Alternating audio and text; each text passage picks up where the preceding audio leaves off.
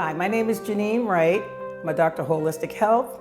I'm a trichologist, cosmetologist, and master herbalist. I've been in the beauty industry for 41 years and counting, and I became a trichologist because I wanted to extend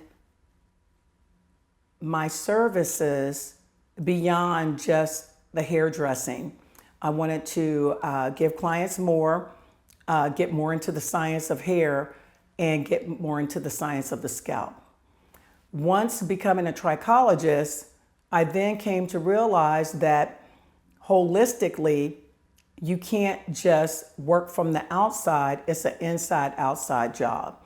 So I became a doctor of holistic health so that I could look at the various body systems and connect that to, and the wellness of those body systems to the beauty of what manifests from that through beautiful hair, beautiful skin. You can maintain your relationship with your hairstylist by going in, having her clarify your scalp. You still can get a steam treatment, light steam treatment on the scalp if the scalp is up to it and it's not sensitive.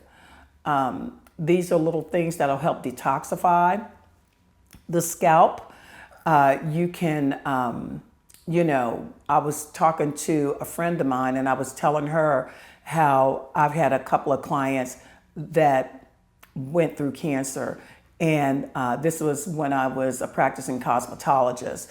And they came to me and they said, hey, Janine, I have cancer and I'm gonna lose my hair. And they were like, I don't really know what to do. And the first thing I offered was, I said, look, well, why don't we go down together and I help you pick out a wig. This is before I ever even knew I was gonna even have a hair replacement center and hair loss prevention center, trichology center. I was young. I was this first time it happened, I was in my 20s. And I said, hey, we can go down to the wig store, go downtown, let's hang out, we go to the wig store. And this is back in the 80s. So, and this is a male friend of mine. And he said, well, all right, I never thought about that.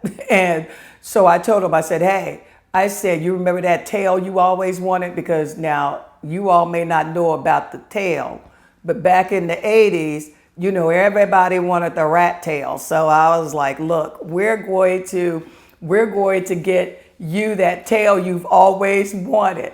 So we found a really cool wig and we cut that wig and customized it and gave him the tail he always wanted.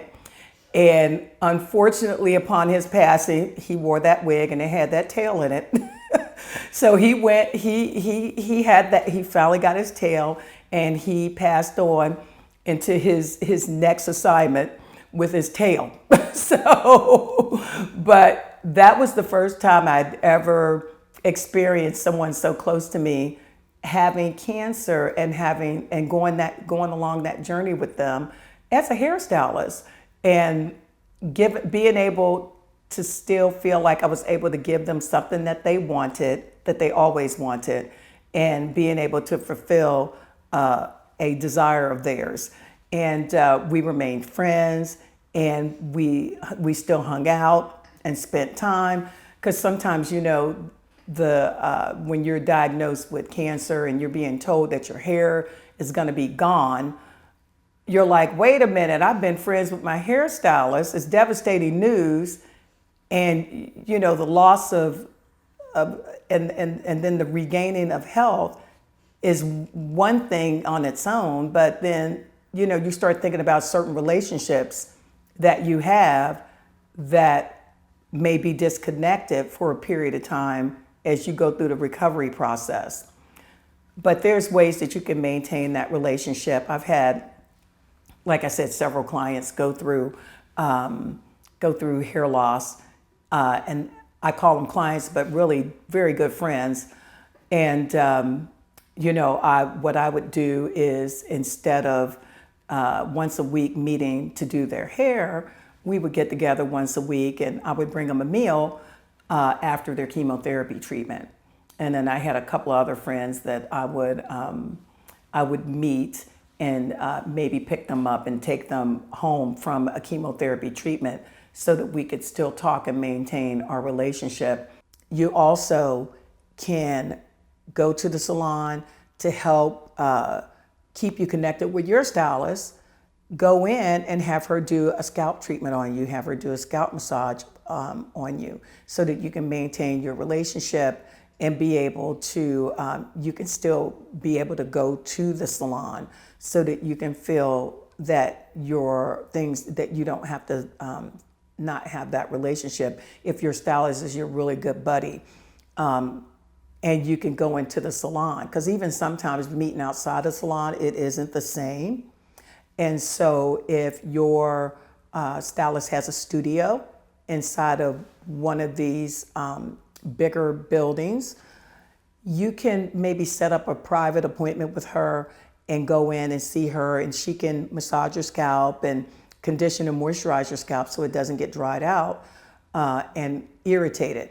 And you guys can sit and chat and talk in the chair like you always have, because it's something about that in the chair, behind the chair thing that just, I don't know, and your stylist reassuring you, that makes all the difference in the world. So these are some things that you can do to maintain your relationships. These are some things that you can do to get yourself on the other side of cancer and get back to doing the things that you enjoy and get back to your life and being that warrior that we know you are and have always been.